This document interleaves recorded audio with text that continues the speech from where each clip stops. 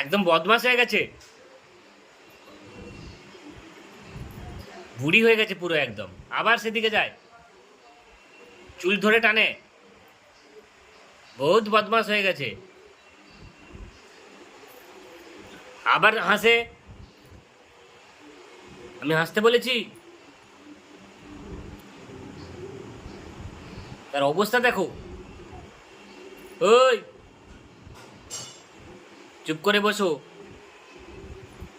আমি মামামকে বকা দিচ্ছি।